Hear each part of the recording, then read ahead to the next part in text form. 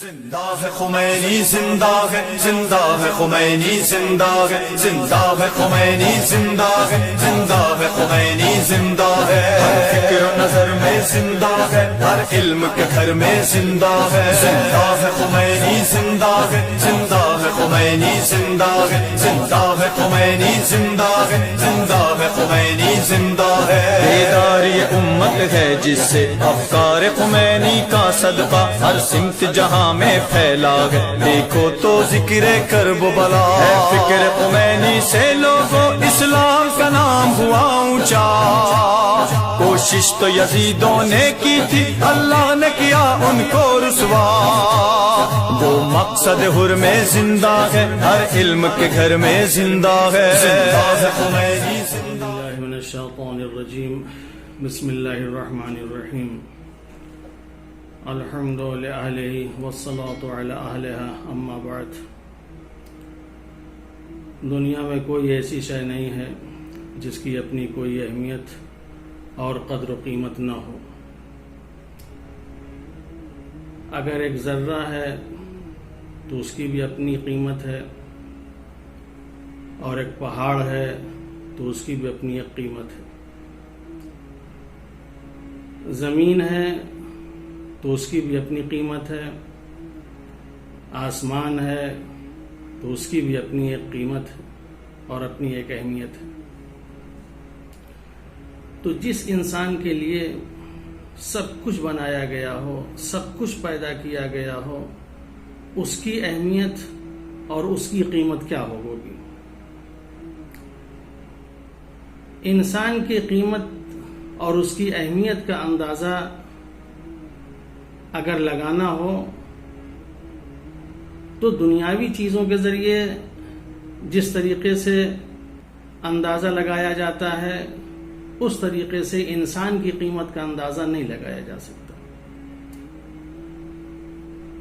عام طور پر لوگ انسان کی قیمت کا اندازہ مادی چیزوں کے ذریعے لگاتے ہیں۔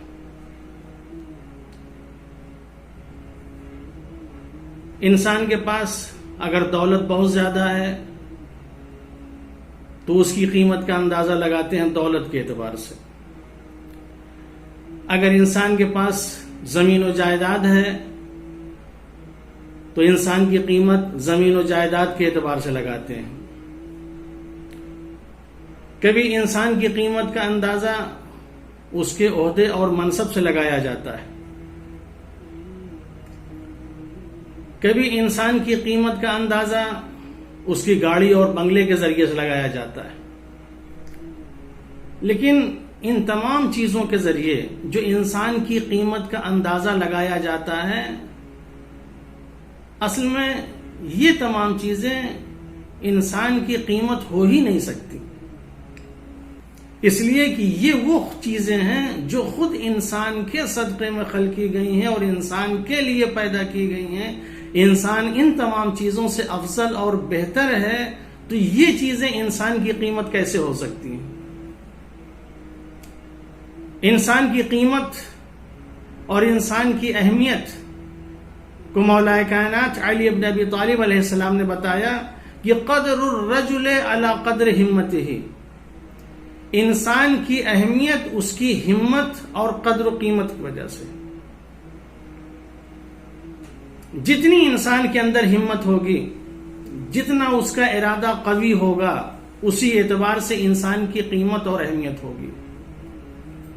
انسان کے اندر اگر ہمت نہیں ہے، انسان کے اندر اگر کوئی ارادہ، کوئی مقصد اور ہدف نہیں ہے، تو اس انسان کی کوئی قیمت نہیں ہے۔ اور یہی وجہ ہے کہ دنیا میں انسان ایک جیسے نہیں ہوتے۔ جس انسان کے پاس جتنا ارادہ ہوتا ہے، جتنی ہمت ہوتی ہے، اسی لحاظ سے اس کی اہمیت اور اس کی قیمت ہوتی ہے۔ انبیاء علیہ السلام کو دیکھیے، سارے انبیاء آپ کو ایک جیسے نہیں ملیں گے، ہر نبی کی اپنی ایک اہمیت ہے۔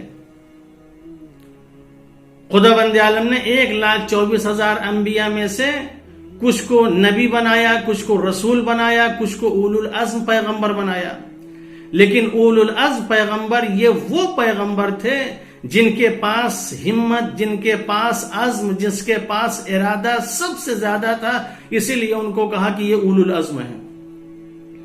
حضرت نوح علیہ السلام، ان کے عزم اور ارادے کا کیا کہنا، ان کا مقابلہ دوسرے نبی نہیں کر سکتے۔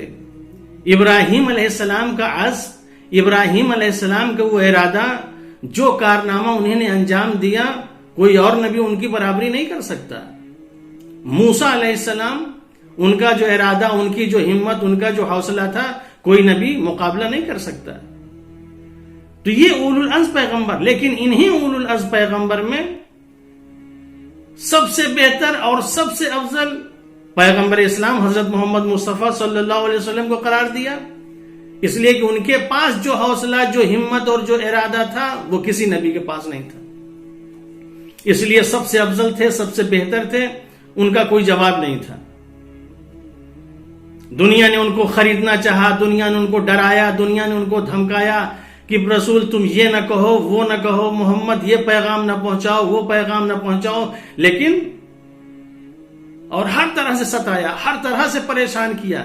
کہیں راستے میں کانٹے بچھائے جا رہے ہیں، کہیں پشت کے اوپر اوجڑی ڈالی جا رہی ہے، کہیں سر پہ کوڑا اور کرکٹ پھینکا جا رہا ہے، کہیں آپ کو پتھر مارے جا رہے ہیں، کہیں شیب ابو طالب کی زندگی گزارنا پڑ رہی ہے، لیکن پیغمبر کا وہ ارادہ، وہ عزم، وہ ہمت کہ دنیا تھک گئی ستا کے، پریشان کر کے، مگر پیغمبر اپنے ارادے سے باز نہیں آئے۔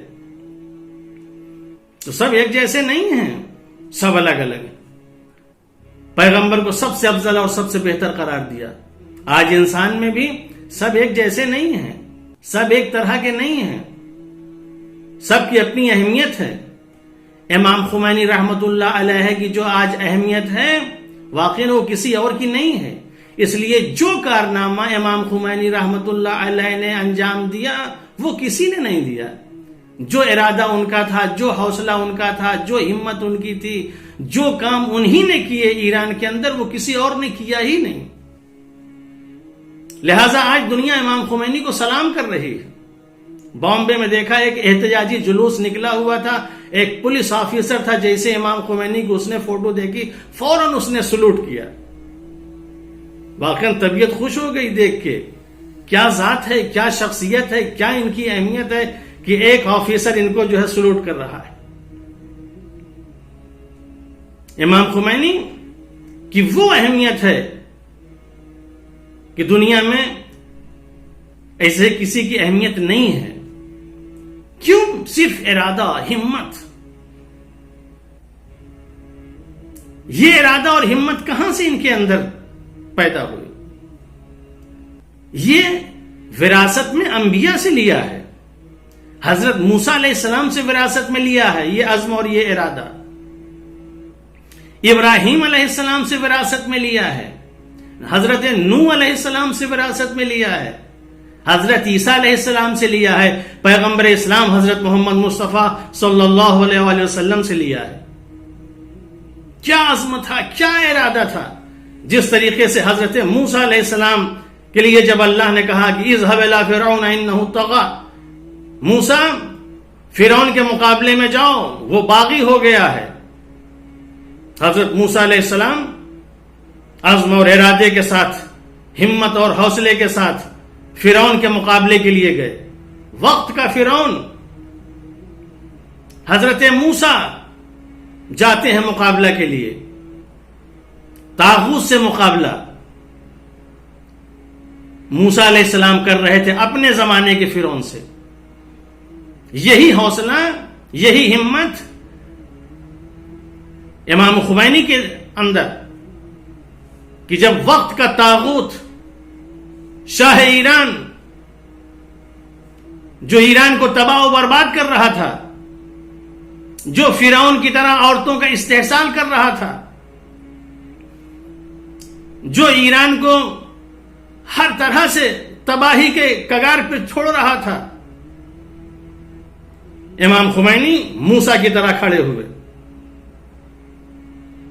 کل وہ طاغوت تھا جہاں موسیٰ کھڑے ہوئے تھے، آج یہ شاہ ایران جو طاغوت بنا ہوا ہے، اس کے مقابلے میں امام خمینی کھڑے ہوئے۔ حضرت موسیٰ علیہ السلام گئے تھے تو ان کے ہاتھ میں عصا تھا.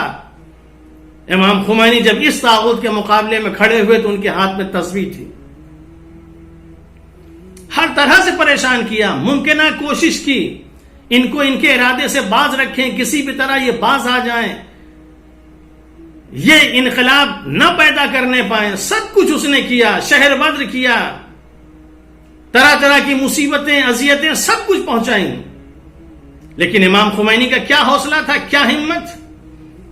ایک ملک سے دوسرے ملک, دوسرے ملک سے تیسرے ملک جا رہے ہیں, کہیں ان کو پناہ نہیں مل رہی ہے, لیکن اپنے ارادے سے باز نہیں ہے. میں نے طے کر لیا ہے, ارادہ کر لیا ہے, ایران میں انقلاب لاؤں گا تو لا کے رہوں گا, چاہے جس قیمت پر لا کے رہوں.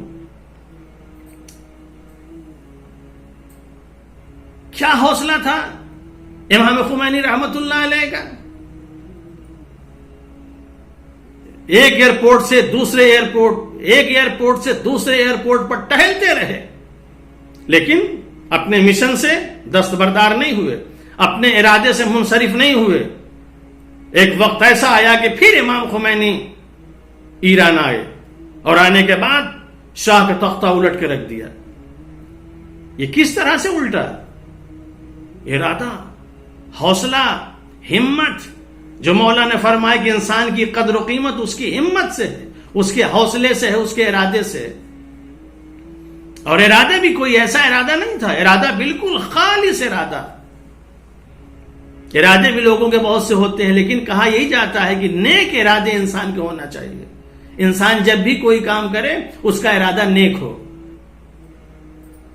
امام خمینی کا ارادہ نیک تھا, ان کا ارادہ بالکل خالص تھا. اس میں کسی طرح کی کوئی ریا نہیں, کوئی دکھاوا نہیں, کوئی شان نہیں, کوئی شوکت نہیں, کچھ بھی نہیں. امام خمینی نے جو بھی کیا اللہ کے لیے کیا, اور یہی اخلاص, یہی ارادہ جو ان کا نیک اور پاک و پاکیزہ تھا, اسی بنیاد پر انہی نے ایران میں انقلاب برپا کیا. کیسا انقلاب, اللہ اکبر. خلوص کی انتہا نہیں ہے. ارادہ ہونا چاہیے مگر نیک ہونا چاہیے, ارادہ ہونا چاہیے مگر پاک و پاکیزہ ہونا چاہیے, ارادہ ہونا چاہیے ریا اور ان تمام چیزوں سے خالی ہونا چاہیے. آپ کے اندر کسی طرح کبھی کوئی ریا نہیں تھی. امام خمینی رحمت اللہ علیہ کے لیے ایک واقعہ نقل کیا جاتا ہے کہ جب آپ پیرس سے ایران واپس آئے ہیں تو آپ کو تہران میں ایک ایسی جگہ رکھا گیا پہاڑیوں کے درمیان, تاکہ جب دشمن حملہ کرے تو آپ اس حملے سے محفوظ رہیں. یہاں تک کہ محرم کا زمانہ آ گیا. محرم شیعوں کے لیے بہت بڑی نعمت ہے. ایک محرم, دو محرم, تین محرم, یہ محرم کی تاریخیں گزرتی رہیں, اور پڑوس میں ایک جگہ برابر مجلس ہوا کرتی تھی, مگر آپ مجلس میں نہیں جا سکے. اور کوئی ہمت بھی نہیں کر پاتا تھا کہ آپ سے پوچھے تو کیسے پوچھے کہ آغا آپ مجلس میں کیوں نہیں جا رہے ہیں. لیکن جب 7 محرم ہو گئی تو ایک شخص نے آگے بڑھ کے پوچھا, سرکار آج 7 محرم ہو گئی, ابھی تک آپ مجلس میں نہیں گئے.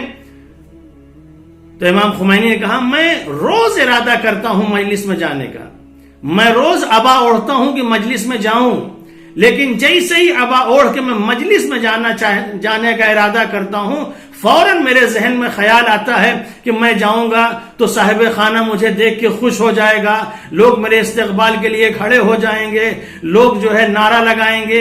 یہ تمام چیزیں ایسی ہو جاتی ہیں کہ جس کی وجہ سے میں اپنی عبا اتار دیتا ہوں, جانے کے ارادے کو ترک کر دیتا ہوں.